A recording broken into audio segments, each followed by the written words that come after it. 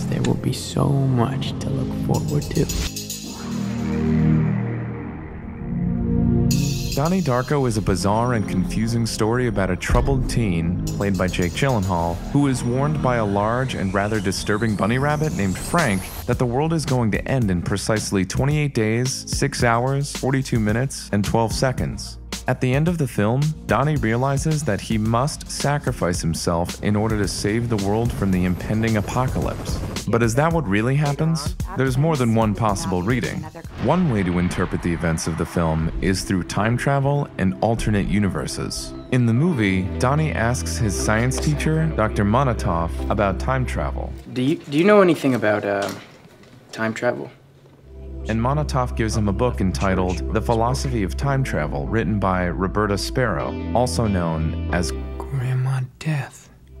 In the director's cut, Sparrow's book explains that time can become unstable, resulting in an alternate tangent universe parallel to the primary universe. This tangent universe can only last for a few weeks before collapsing in on itself, forming a black hole that is capable of destroying all existence. In the film, the tangent universe is created at midnight on October 2nd, 1988, right before Donnie meets Frank. This means every event afterwards takes place within this tangent universe, except for the final scene.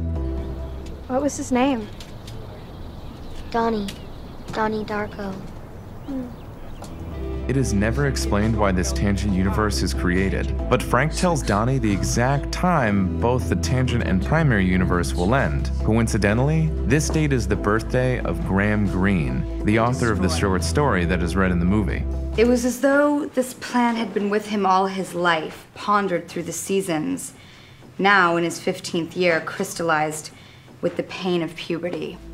The book says that the person known as the living receiver must return an artifact, in this case the jet engine, back to the primary universe via a wormhole, where the tangent universe will collapse and destroy everything.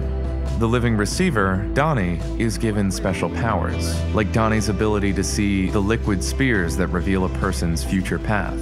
The manipulated living, and even more powerful, the manipulated dead, like Frank, must guide the living receiver to end the tangent universe and restore the primary universe. Frank travels through time to push Donnie into an insurance trap. An insurance trap pushes the living receiver to return the artifact to the primary universe, leaving him no option but to complete his mission of saving the world. Gretchen's death sets up the insurance trap as it causes Donnie to shoot Frank in the tangent universe, so that Frank dies. As a manipulated dead, Frank must now travel back in time to make sure the jet engine doesn't kill Donnie in the tangent universe, so Donnie can fulfill his mission. Back in the present, but still within the tangent universe, Gretchen and Frank's deaths motivate Donnie to send the jet engine into the primary universe to save everyone's life, even if it means that Donnie will die. Donnie uses telekinesis to rip the engine from the plane to send it through a wormhole. Finally, the tangent universe safely collapses and we return back to the primary universe as it starts once again back on October 2nd, 1988, the day Donnie is killed by the jet engine in the primary universe. While Sparrow's book explains all of these details to make sense of Donnie Darko's events, it doesn't illuminate why all these rules exist or what deeper meaning lies beneath them. In a way, this literal explanation of time travel rules, while seeming to clarify, only obscures our understanding of why the tangent universe should exist, or why a living receiver like Donnie should have to sacrifice himself to save the primary universe from destruction. A much simpler explanation for the events of the movie is Donnie's worsening schizophrenia. Donnie's psychiatrist tells his parents, "Has he ever told you about his friend Frank, the giant bunny rabbit? Donnie is experiencing what is commonly called a daylight hallucination."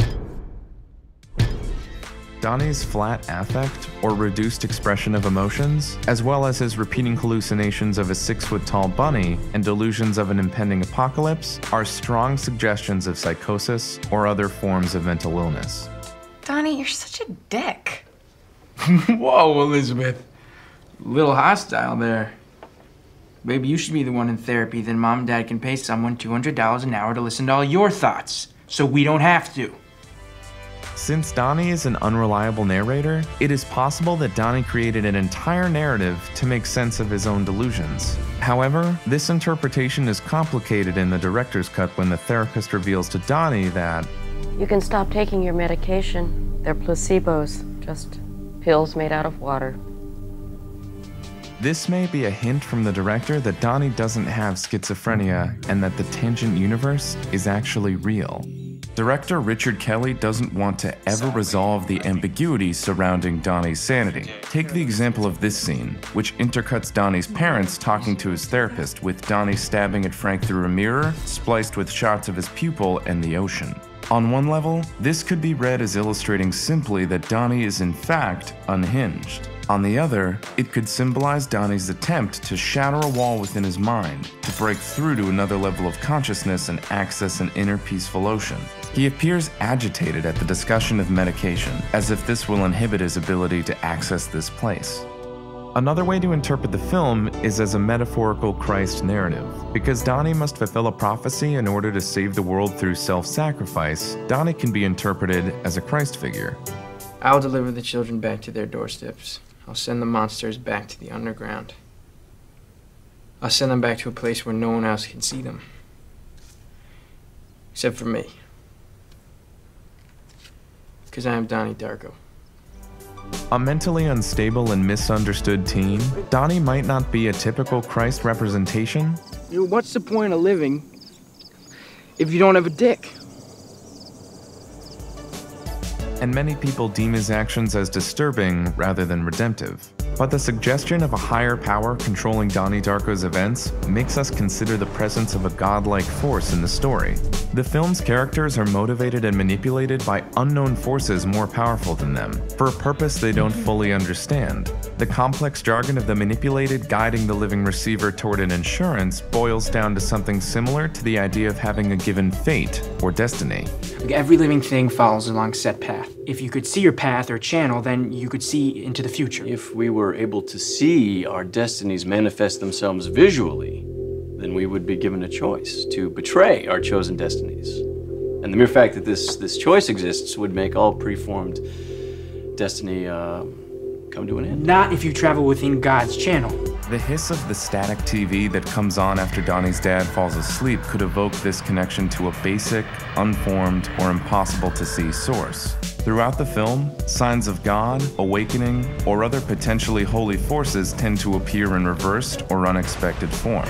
The outcast Charita Chen is associated with angelic imagery, as if to say that the bullied outsider is the true innocent. Donnie relates to her pain. I promise that one day, everything's gonna be better for you. When he wears her earmuffs, taking on the ears of the innocent helps steer his greater purpose. The film also addresses the concept of Satan when Donnie labels motivational speaker Jim Cunningham as evil. You're right, actually. I'm pretty troubled and I'm pretty confused, but I'm afraid, really afraid. Really afraid, but I think you're the fucking Antichrist. Through videos and books, Jim teaches people to control their fears, but ultimately feeds them false hope. Jim Cunningham mentions 3 temptations, or instruments of fear. Drugs, alcohol, and premarital sex. Similarly, in the Bible, the devil tempts Jesus 3 times. Although Donnie is a potential Christ figure, he's also an everyman, and like many people, surrenders to all 3 of these temptations before he fulfills his prophecy. It even seems necessary that he completes the temptations as part of the threshold toward his awakening. In this distinction, the movie rejects making Donnie into someone holy. The film inverts our usual assumptions of what's holy or sinful. Those who are admired by the community are actually shallow or hypocritical. Supposedly religious characters display a laughably reductive view of human experience. You can't just lump everything into these 2 categories and then just deny everything else. So-called sins are simply normal teenage behavior and rites of passage. Meanwhile, true holiness comes in Donnie's eventual empathy and sacrifice to save others. Instead of the more popular version of Christ as a loving, peaceful figure, Donnie is Christ as a destroyer. Like the characters in Graham Greene's The Destructors, Donnie destroyed a house. I accidentally burned down this house. I mean, it was abandoned, but still, He's in conflict with the artificial, corrupt adult world, institutions that uphold wrong values and ideas. The movie emphasizes that destruction can be a creative act. destruction is a form of creation, so the fact that they burn the money is ironic. They just want to see what happens when they tear the world apart. They want to change things. Tearing down a mad world creates a better world, as embodied in our final return to the primary universe. Donnie's version of Christ understandably appeals to teen audiences. He's an embodiment of adolescence, that state in which the adult world appears to us increasingly ridiculous, unjust, unfair, and even hopeless. Adulthood appears as a dimming of consciousness and a selling out. The FAA agent, who pops up in the red tracksuit and in the near final panning shot of people reacting to Donnie's death, embodies the institutional adult as an enemy. His watchful presence also suggests that the adult intelligence agency is ultimately blind and knows far less of what's truly going on. So we're not supposed to tell anyone what nobody knows. Yes. Donnie's dark humor, his rebellious streak, and his willingness to do and say things most of us wouldn't make him an unexpected teen superhero. Donnie Darko. What the hell kind of name is that? It's like some sort of superhero or something. What makes you think I'm not? The teenager's mission is destruction of the imperfect adult order in order to restore the future of humanity to a greater good, a higher level of authentic living. Near the end, the camera focuses yet again on Frank's bunny mask. Donnie's world is blown open by the appearance of a giant bunny, an image that, in a twisted way, recalls the white rabbit of Alice in Wonderland. Frank, too, ushers Donnie down the rabbit hole. Meanwhile, throughout the film, rabbits represent Donnie's mindless society, the people he views as living a brain-dead, unexamined life. Donnie's teacher, Karen Pomeroy, one of the manipulated living who helped steer Donnie toward his destiny, reveals Donnie's destiny to him through the books that symbolically echo his life, like Grimm's Destructors and Watership Down. That book is about rabbits in danger, including one rabbit who can sense the future. The field, it's covered with blood. Donnie struggles with why he should care about what happens to the unenlightened people around him, just as a Christ figure must ask why it's worth sacrificing himself for such wretched human beings. I mean, I just don't see the point in crying over a dead rabbit. You know, who never even feared death to begin with. But while Donnie struggles to love everyone, he loves Gretchen. She conveniently shows up just in time to move him, and caring for her is the key to caring for all humanity. The movie is filled with details that foreshadow what's to come, so that we enter Donnie's mindset of being able to sense the future. With him, when the action happens, we experience déjà vu, thanks to these advanced clues, like the cellar door. This famous linguist once said that of all the phrases in the English language, of all the endless combinations of words in all of history, that cellar door is the most beautiful. Which is what Donnie and Gretchen later enter at Roberta Sparrow's house. Or the arcade game shot of a car crash which foreshadows how Gretchen will die, and also suggests we're in a simulation. Other Easter eggs seem to confirm Donnie's prophecy. Even the concept of Deus Ex Machina, or God from the Machine, gets introduced and then named by Donnie when Frank's car saves him.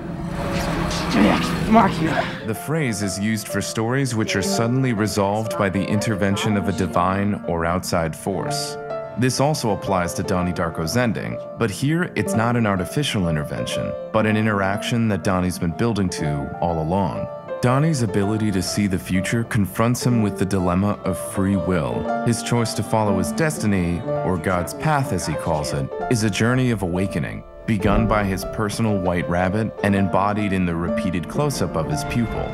Donnie awakens to an inner love that powers his sacrifice, even if his actions won't be remembered in the so-called real world. Much of the film's spirit, its focus on adolescence and the truth of our dreams, is captured in its famous Tears for Fears song, Mad World, performed by Gary Jules. This is a Tears for Fears song, and the lyrics couldn't have been more perfect in kind of describing how this kind of story, makes you feel. At the end, we see a montage of all the characters who interacted with Donnie in the Tangent universe, back in the primary universe looking disturbed.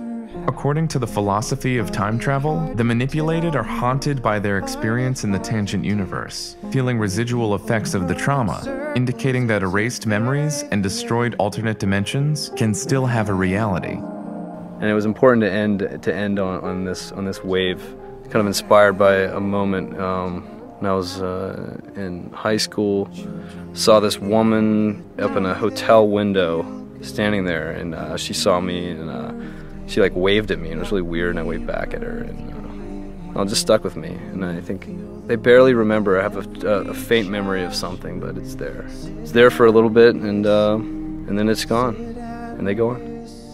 There is more than enough ambiguity for Donnie Darko fans to continue making new theories and interpretations. But on the deepest level, the film's ending reinforces a message of the power of sacrifice, empathy, and the ways in which our actions can have complex, unknowable repercussions in this universe and in others. I hope that when the world comes to an end, I can breathe a sigh of relief, because there will be so much to look forward to.